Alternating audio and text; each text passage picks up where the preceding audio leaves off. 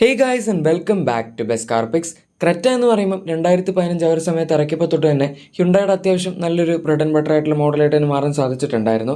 And അത് ഹ്യുണ്ടായുടെ SUVസിനെ define ചെയ്ത് തുടങ്ങിയിട്ടുള്ള വണ്ടിയാണെന്ന് വേണമെങ്കിൽ പറയും. ശേഷമാണ് പിന്നെ നമ്മുടെ വെന്യൂ അല്ലെങ്കിൽ എക്സ്റ്റർ അങ്ങനത്തെ ബാക്കി വണ്ടികളൊക്കെ വന്ന്. എന്നാൽ പോലും ഈ പറഞ്ഞ രണ്ട് വണ്ടികൾക്കും ക്രെറ്റയുടെ അത്രയും സൈഡിലേക്ക് എത്താൻ പറ്റിയിട്ടില്ല. അതിന് മുകളിലേക്ക് നമ്മളിപ്പോൾ ട്യൂസോണോ അങ്ങനത്തെ വണ്ടികളിലേക്കൊക്കെ പോകുകയാണെങ്കിൽ അതിന് ഡെഫിനറ്റ്ലി പറ്റിയിട്ടില്ല. അതിനെ കുറച്ചുകൂടെ പ്രൈസും കൂടുതലാണല്ലോ. എന്തായാലും ക്രെറ്റ ഇപ്പോഴും ഒരു വളരെ നന്നായിട്ട് വിൽക്കുന്നുണ്ട്. ആൻഡ് ഇനി വരാൻ പോകുന്നത് ഇതിൻ്റെ തേർഡ് ജനറേഷൻ മോഡലാണ്. 2027 ഈ വണ്ടി വരാൻ പോകുന്നത്. ഇതിൻ്റെ ലീഗ് ഡിമേഴ്സും കാര്യങ്ങളൊക്കെ നമ്മൾ ഇതിന് മുന്നേ ഇഷ്ടം പോലെ കണ്ടിട്ടുള്ളതാണ്. കുറച്ച് റെൻഡേഴ്സും ചിലപ്പോൾ നിങ്ങൾ കണ്ടിട്ടുണ്ടായിരിക്കും. എന്തായാലും നമ്മൾ ഇന്നത്തെ വീഡിയോയിലൂടെ കാണിക്കാൻ പോകുന്നത് ഈ വാഹനത്തിൻ്റെ കുറച്ചും കൂടെ റിയൽ ലൈഫ് ഓറിയൻറ്റഡ് ആയിട്ടുള്ള, അതായത് ഈ സ്പൈഡ് പിക്സിൽ നിന്ന് ഇൻസ്പയർ ചെയ്തിട്ടുള്ള ഓൾമോസ്റ്റ് സിമിലർ ആയിട്ട് നമുക്ക് ശരിക്കും വരും എന്ന് പറയാൻ പറ്റുന്ന രീതിയിലുള്ള റെൻഡേഴ്സിനെ പറ്റിയാണ്.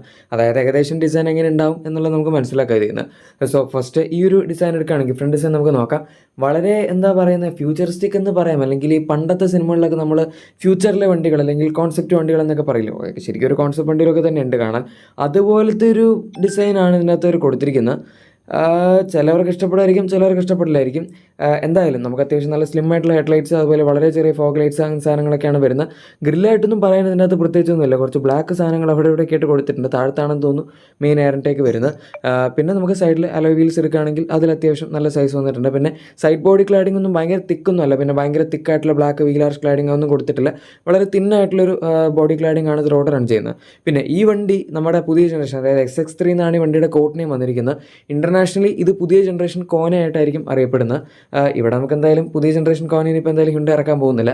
പക്ഷേ നമുക്ക് ക്രെറ്റ ആയിട്ടായിരിക്കും ഈ ഒരു വണ്ടി ഇന്ത്യൻ മാർക്കറ്റിൽ കിട്ടാൻ പോകുന്നത്. ഈ സെയിം വണ്ടി ഇവരിവിടെ ടെസ്റ്റിങ്ങിൻ്റെ ഭാഗമായിട്ട് നമ്മൾ കണ്ടിട്ടുണ്ട് ചെയ്തുകൊണ്ടിരിക്കുന്നത്. പുറത്താണെങ്കിലും ഇവർ ശരിക്കും ലോസ് ആഞ്ചലോസിൻ്റെ ഓട്ടോ ഷോയിൽ ക്രേറ്റർ കോൺസെപ്റ്റ് എന്ന് പറഞ്ഞൊരു വണ്ടി കാണിച്ചിട്ടുണ്ടായിരുന്നു. അതുമായിട്ട് വളരെ സിമിലർ ആയിട്ടുള്ള രീതിയിൽ തന്നെയാണ് ഈ വാഹനത്തിൻ്റെ ഈ ഒരു പ്രൊഡക്ഷൻ സ്പെക് വണ്ടികളും വന്നിരിക്കുന്നത്, അല്ലെങ്കിൽ അറ്റ്ലീസ്റ്റ് ഇപ്പോൾ ടെസ്റ്റ് ചെയ്തുകൊണ്ടിരിക്കുന്ന വണ്ടികൾ വന്നിരിക്കുന്നത്. എന്തായാലും നമുക്ക് ഡയമെൻഷൻസിൻ്റെ കാര്യത്തിൽ ഇത് K3 പ്ലാറ്റ്ഫോം ബേസ്ഡ് ആയിട്ടുള്ള വണ്ടിയാണ്. നമ്മളിപ്പോൾ പുതിയ ജനറേഷൻ സെൽറ്റോസ് കഴിഞ്ഞ വർഷം കണ്ടു. അതിൽ ഒരുപാട് ചേഞ്ചസ് അവർ വരുത്തിയിട്ടുണ്ടായിരുന്നു. പ്ലാറ്റ്ഫോം മാറി കുറച്ചുകൂടെ വലുതായതുകൊണ്ട് തന്നെ വണ്ടിയുടെ സൈസ് കൂടി, ഫീച്ചേഴ്സ് കൂടി, പിന്നെ സ്പേസ് കൂടി, ആൻഡ് അങ്ങനെ മൊത്തത്തിലുള്ള ഒരു എസ്തെറ്റിക്സ് കാര്യങ്ങളെല്ലാം അങ്ങ് മാറിപ്പോയി.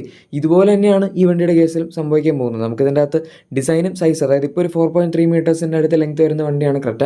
അത് നേരെ 4.4 മീറ്റേഴ്സിൻ്റെ മുകളിലേക്ക് പോകും. അതായത് സെൽറ്റോസിൻ്റെ ഏകദേശം സിമിലർ ലെങ്ത്തിൽ തന്നെ എത്തും.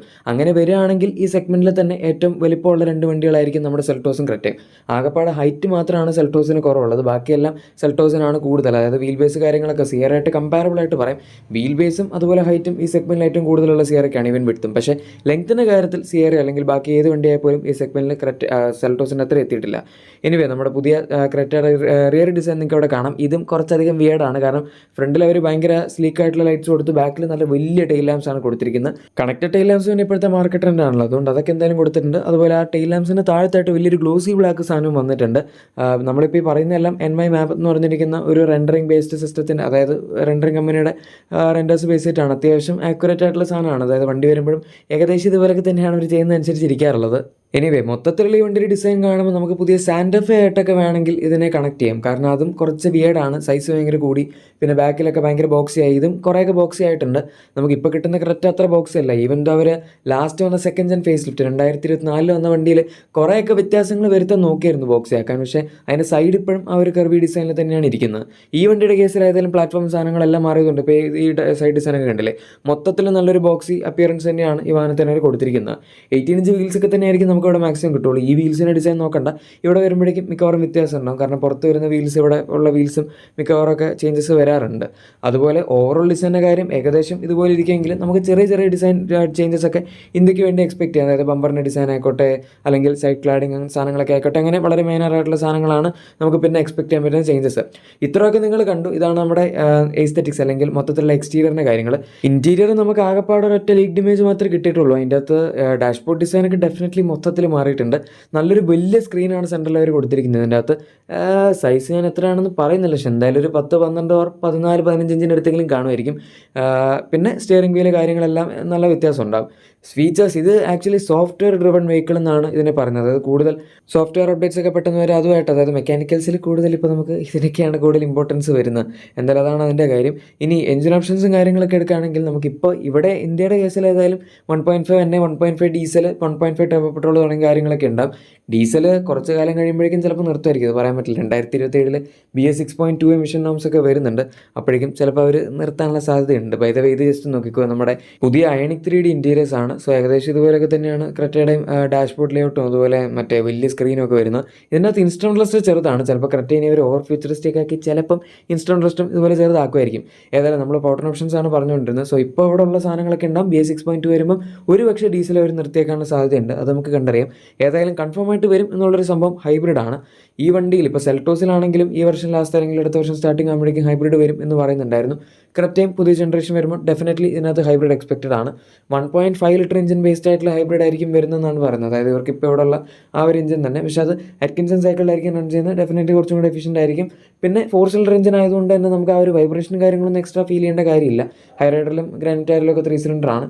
പക്ഷേ ഡസ്റ്ററിൽ 1.8 ലിറ്റർ 4 സിലിണ്ടർ എഞ്ചിൻ ബേസ്ഡ് ആയിട്ടുള്ള ഹൈബ്രിഡ് സിസ്റ്റമാണ് വരുന്നത്. അതാണ് ഇതുവരെ ഈ സെഗ്മെന്റിനുള്ള ഏറ്റവും അഡ്വാൻസ്ഡ് ഹൈബ്രിഡ് സിസ്റ്റം. അത് ഇതുവരെ ലോഞ്ച് ആയിട്ടില്ല, അത് ലോഞ്ച് ആകുമ്പോഴാണ് നമുക്ക് അതിൻ്റെ ഒരു എക്സ്പീരിയൻസ് എങ്ങനെയെന്ന് പറയാൻ പറ്റുള്ളൂ. പക്ഷേ ഏതായാലും 160 ഹോഴ്സ് പവർ ഒക്കെ അതിൽ വരുന്നുണ്ട്. ഈ വണ്ടിക്ക് എന്തായാലും അത്ര ഒന്നും പവറൊന്നും കിട്ടാനുള്ള സാധ്യതയില്ല.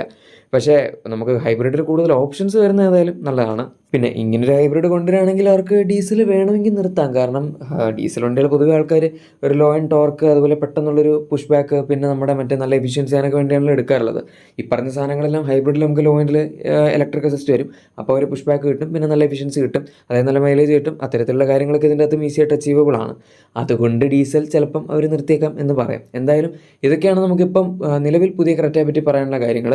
എന്താണ് നിങ്ങൾക്ക് ഈ വണ്ടിയെ പറ്റിയുള്ള അഭിപ്രായം എന്ന് ഉറപ്പായിട്ടും താഴെ കമൻസിൽ പറഞ്ഞേക്കാം. പിന്നെ നിങ്ങളുടെ എക്സിസ്റ്റിംഗ് വാഹനത്തിന് എന്തെങ്കിലും ആക്സറീസോ ക്ലീൻ പ്രൊഡക്ട്സോ ആണെങ്കിൽ നമ്മുടെ ഡിസ്ക്രിപ്ഷനിലെ പ്രൊഡക്ട്സായി ചെക്കൗട്ട് ചെയ്തേക്കാം. ഇപ്പോൾ സെയിലൊക്കെ നടന്നുകൊണ്ടിരിക്കുകയാണ്. സോ എന്തായാലും നോക്കുക. പിന്നെ വീഡിയോ ഇഷ്ടപ്പെട്ടെങ്കിൽ മറക്കാതെ ലൈക്കും സബ്സ്ക്രൈബും ഷെയർ ഒക്കെ ചെയ്ത് നമ്മൾ സപ്പോർട്ടും കൂടെ ചെയ്തേക്കാം. നമുക്ക് മറ്റൊരു വീഡിയോയിൽ കാണാം. അതുവരെ thank you for watching my video and good bye.